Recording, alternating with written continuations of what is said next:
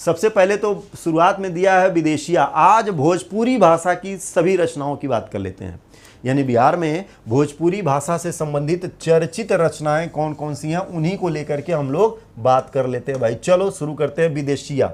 तो विदेशिया दोस्तों ये भिखारी ठाकुर, और आप सभी को पता है कि भिखारी ठाकुर भोजपुरी साहित्य के लिए अति महत्वपूर्ण होते हैं और इनको भोजपुरी का शेक्सपियर भी कहते हैं। यानी इनके नाटक जो रहे, इनके नाटक दोस्तों बहुत ही प्रसिद्ध रहे और नाटकों के इस लेखन के कारण इनको हम लोग क्या कहते हैं, इनको कहा जाता है भोजपुरी का शेक्सपियर कहा जाता है। क्या कहा जाता है? भोजपुरी का शेक्सपियर भी इन्हीं को कहा जाता है। जैसे संस्कृत के लिए दोस्तों कालिदास, जैसे जब हम लोग संस्कृत की बात करते हैं, किसकी बात करते हैं? संस्कृत के लिए, या कभी कभार आपसे कह देता है कि भाई भारत का शेक्सपियर हम लोग किसको कहते हैं? तो भारत का शेक्सपियर हम लोग किसको कहते हैं भाई? कालिदास को कहते हैं। किसको कहते हैं? कालिदास नाम तो आपको याद ही होगा, अभिज्ञान शाकुंतलम वाला भाई, ये नाम तो हम लोग कालिदास को कह देते हैं। इसी तरह से भोजपुरी का अगर पूछ लेगा तो ध्यान रखिएगा भिखारी ठाकुर हो जाएंगे। कौन हो जाएंगे? भिखारी ठाकुर। क्वेश्चन नंबर 1, अर्जुन जिंदा है तो कहाँ है? अपने बिहार में, उसको ढूंढ करके लाइए। अर्जुन जिंदा है तो ये रचना है मधुकर मिश्र जी की। ये भी भोजपुरी में दोस्तों बहुत ही प्रेरित करने वाली रचना है। भोजपुरी तो आप सब लोग पढ़ पाते होंगे ना, भोजपुरी पढ़िएगा दोस्तों थोड़ा सा। अगर मतलब मान लीजिए भोजपुरी बोलने की आदत तो है, पढ़ने की आदत नहीं रहती है तो थोड़ा सा अटपटा लगता है, लेकिन जब आप आदत में आ जाएंगे तो बहुत मज़ा आता है। जैसे हिंदी में मज़ा आता है, उससे ज़्यादा मज़ा भोजपुरी में आएगा। और भोजपुरी के जो वास्तविक भोजपुरी वाले शब्द हैं वो आपको मिलते हैं भाई, ठीक है, वो आपको मिलते हैं। तो अर्जुन जिंदा है, पढ़िए लेकर के, मज़ा आ जाएगा। विदेशिया तो आप सबने पढ़ा ही होगा, बिहार में अगर हैं तो विदेशिया नहीं पढ़ा है तो क्या पढ़ा? ध्यान रखना, शेक्सपियर ये यूरोपीय जगत में महान नाटककारों के तौर पर इनका नाम दर्ज होता है। शेक्सपियर का नाम आपने नहीं सुना है? मैकबेथ, जो इन्होंने बहुत ढेर सारे नाटक लिखे हैं।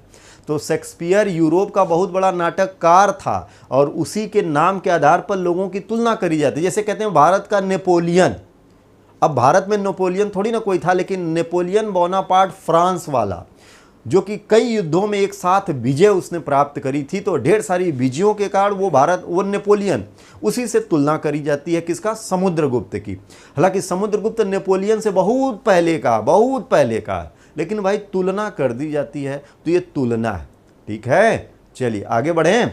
हाँ, विदेशिया डांस भी फेमस है। हाँ, ये सब यही लेकर के आते हैं। अब यहाँ पर आइए, देखिए रचना क्या क्या है। कैकेयी, ऋतुवंश, ज्वाला, ये 3 अलग अलग रचनाएं हैं। ये 3 अलग अलग रचनाएं हैं। एक है कैकेयी, एक है ऋतुवंश और एक है ज्वाला। कौन लेकर के आया?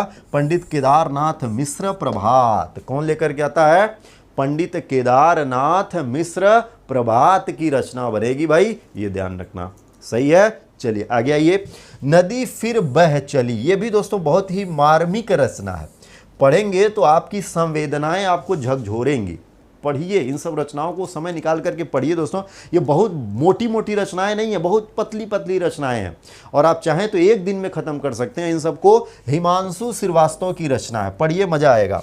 फिरंगिया, बरहुइया, ये सब मनोरंजन जी की रचना है। मनोरंजन जी दोस्तों भोजपुरी के लिए ये भी, इनकी बड़ी रचनाएं हास्यप्रद होती हैं। इनकी रचनाएं बड़ी हास्यप्रद होती हैं और हास्य विनोद में गंभीर बात व्यक्त करने के लिए मनोरंजन जी जाने जाते हैं। ये यहाँ से ध्यान रखना है। तो ये फिरंगिया हो जाएगी। क्या हो जाएगी? फिरंगिया। ये यहाँ से कर लेना, हो जाएगा। चलिए आगे आइए नेक्स्ट पर। तो ये 1 2 3 4 5 ये 5 पॉइंट्स यहाँ से करिएगा अपने पास सुरक्षित। अब आइए दोस्तों जरा अंगिका भाषा की रचनाओं की बात करें। अंगिका भाषा की रचनाएं, अंगिका भाषा की रचनाओं में विशाखा, ये नरेश पांडे जी की रचना है। विशाखा अति महत्वपूर्ण बनती है। भाग्य रेखा दोस्तों ध्यान रखना, ये परशुराम ठाकुर की रचना है, बहुत ही इंपॉर्टेंट है। ढोल बजे दे, ये अमरिंदर की रचना है। किसकी है? अमरिंदर की। हमरो जीवन के हिलकोर, इसको पढ़िए दोस्तों। हालांकि सभी इंपॉर्टेंट्स हैं, लेकिन ज़्यादा मज़ा किस में आएगा? जो हमने पढ़ा है बहुत मज़ा आया, तो हमरो जीवन के हिलकोर पढ़िए, आपका जीवन हिलकोर मारने लगेगा। अभय कांत चौधरी की रचना, बहुत ही मज़ेदार रचना है। तीर्थ जात्रा दोस्तों ये जगदीश पाठक की रचना है। तो विशाखा नरेश पांडे, भाग्य रेखा परशुराम ठाकुर, ढोल बजय दे, हमरो जीवन के हिलकोर और तीर्थ यात्रा, ये सब रचनाएं कालजयी रचनाएं हैं। इन सबको जब आप पढ़ेंगे, कल भी हमने आपको बताया था कि आपको पता चलेगा कि आपके बिहार में ऐसे ऐसे साहित्यकार रहे हैं, इनकी सोच इतनी उच्च रही है, बिहार के सांस्कृतिक विरासत को लेकर के आपके बीच से घटनाओं को संजो करके आपके सामने रख दिया है। क्या किया है? आपके सामने रख दिया है। तो पढ़िए इन सबको, फिर उसके बाद अपने बिहार के बारे में सोचिए और फिर बात करिए। H2O के साथ चूने के मिलाने पर क्या प्राप्त होता है? तो H2O के साथ जब चूना मिला देंगे तो चूना क्या हो जाएगा भाई? बुझ जाता है। तो यहां से क्या मिलता है? बुझा हुआ चूना मिलेगा। क्या मिलेगा? बुझा हुआ चूना प्राप्त हो जाता है। क्या प्राप्त हो जाता है?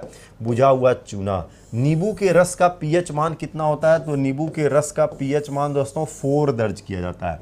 कितना दर्ज किया जाता है? 4 दर्ज किया जाएगा भाई। ये 1 2 ये यहां से करना। Copper sulphate, oxygen, copper, magnesium oxide में से तूतिया किस अन्य नाम से जाना जाता है? ये आप सबको बताना है। तो भाई यहां पर ये जो तूतिया क्या है? तूतिया है, इसको हम लोग कॉपर सल्फेट भी कहते हैं। इसको हम लोग क्या कहते हैं? इसको आप कॉपर सल्फेट भी कहते हैं। हालांकि ये इसका रासायनिक नाम कॉपर सल्फेट है, लेकिन मार्केट में तूतिया के नाम से ये मिलता है, तो कॉपर सल्फेट भी कहते हैं, ये ध्यान रखना है। माचिस की रगड़ने वाली सतह पर चूर्णित कांच और थोड़ा लाल लाल लगा होता है। ये जो थोड़ा सा लाल लाल लगा होता है, ये क्या होता है? ये तो आप सभी लोग ही बताएंगे। हाँ, कॉपर सल्फेट कहेंगे भाई। क्या कहेंगे? कॉपर सल्फेट कहते हैं। बहुत बढ़िया। चलो अब आ जाओ माचिस तो सुबह शाम दोपहरिया आप यूज कर ही रहे हैं। डीवीसी के निर्माण में भी उसका खूब प्रयोग करते हैं, बिना उसके डीवीसी ना बने। तो माचिस में आ जाओ। हाँ, कुछ लोग लाइटर का प्रयोग कर रहे हैं, सही कह रहे हैं। कुछ लोग क्या है? लाइटर का प्रयोग कर रहे हैं। तो इस पर क्या होता है भाई? फास्फोरस होता है। क्या होता है? फास्फोरस होता है भाई। ये यहाँ से ध्यान रखना, क्या होता है? फास्फोरस होता है। सही है। चलिए आगे बढ़िए। ये चौथा नंबर हो गया। ये क्या? 4th नंबर हो गया। आइए नेक्स्ट पर आइए। 5 6 7 8 अंगूर में कौन सा एसिड पाया जाता है? भाई अंगूर खट्टे हैं, मीठे भी होते हैं, खट्टे भी होते हैं। तो चलो, अंगूर में कौन सा एसिड पाया जाता है जो कि ये सभी व्यवहार करने के लिए रिस्पॉन्सिबल हो जाता है? भाई चलो, अंगूर में क्या होता है?